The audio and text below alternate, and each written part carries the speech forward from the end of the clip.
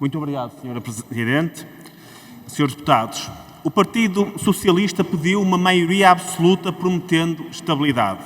Em vez disso, temos um clima de instabilidade permanente, temos um primeiro-ministro com um mandato para gerir o país, mas que não consegue sequer gerir a sua casa, não consegue sequer gerir as suas lutas internas. No país que importa, longe das guerras palacianas da corte, temos simultaneamente dos salários mais baixos da Europa e dos esforços fiscais mais altos. Apesar do enorme esforço fiscal, apesar do aumento previsto nas receitas do Estado de 30 mil milhões de euros nesta legislatura, os serviços públicos estão cada vez piores. Temos escolas sem professores, hospitais sem médicos, ruas sem polícias. Pagamos cada vez mais para ter cada vez menos. Rebentou-se com a saúde, com a educação, com a classe média e com o mercado de arrendamento. Temos um governo que destrói tudo o que mexe, incluindo a si próprio. Apesar da discussão pública ser dominada pela conjuntura, pela espuma dos dias, os verdadeiros problemas do país são estruturais. Resolvem-se com reformas que demoram meses a negociar e não com conferências de imprensa que demoram 15 minutos a preparar. Resolvem-se com trabalho e capacidade de compromisso e não com circo e guerras de fações.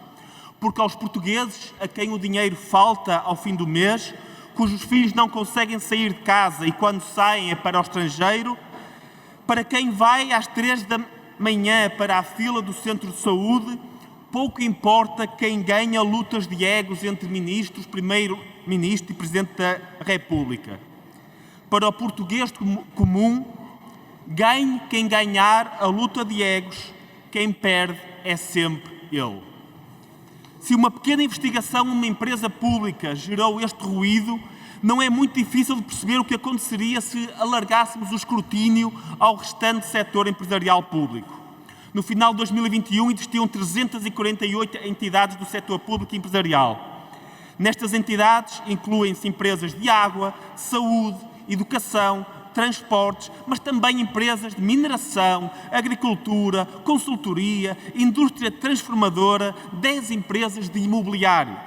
Enfim, há empresas públicas em quase todos os setores da economia portuguesa. Portugal é hoje o único país da União Europeia em que o Estado detém simultaneamente a maior companhia aérea, a maior empresa ferroviária e o maior banco comercial.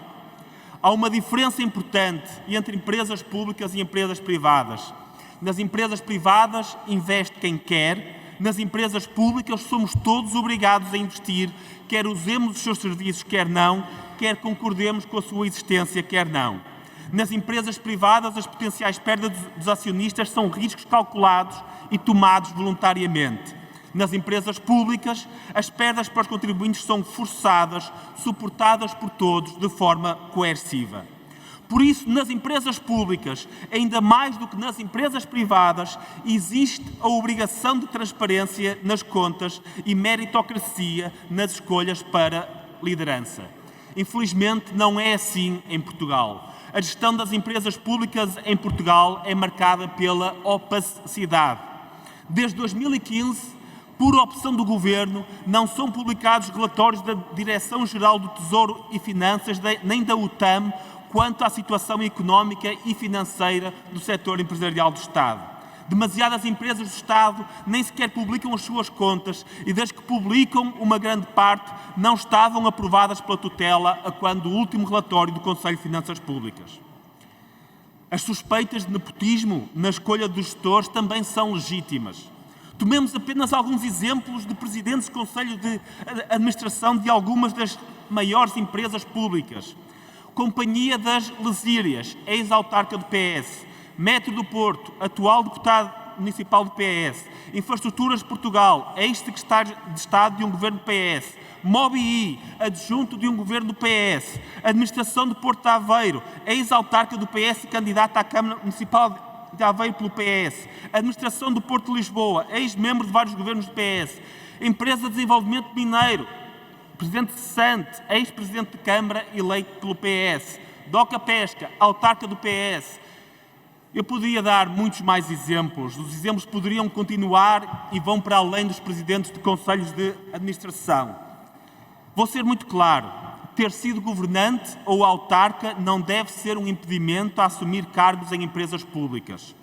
Mas também não deve ser um atalho. Pela frequência com que estas transições acontecem e quase sempre com pessoas do partido que governa, parece óbvio que hoje ter estado ao lado do PS é um atalho demasiado frequente para chegar ao topo das empresas públicas. Quando se restringe assim o âmbito de recrutamento, dificilmente se obterá sempre os melhores gestores disponíveis. A consequência disso é a má gestão que resulta em prejuízos pagos pelos contribuintes, que só em 2001 foram superiores a 3 mil milhões de euros. Senhores deputados, as empresas públicas são o espelho do país. Um país onde as pessoas empobrecem e as instituições degradam-se. Mas mesmo quando as atenções se concentram na espuma dos dias, na conjuntura, nós não nos cansaremos de olhar para os problemas estruturais. Enquanto uns parecem cansados e prontos para desistir, nós continuaremos a escrutinar e a trabalhar para um país melhor, porque não nos vendemos, não desistimos, não abandonamos o nosso país. Muito obrigado.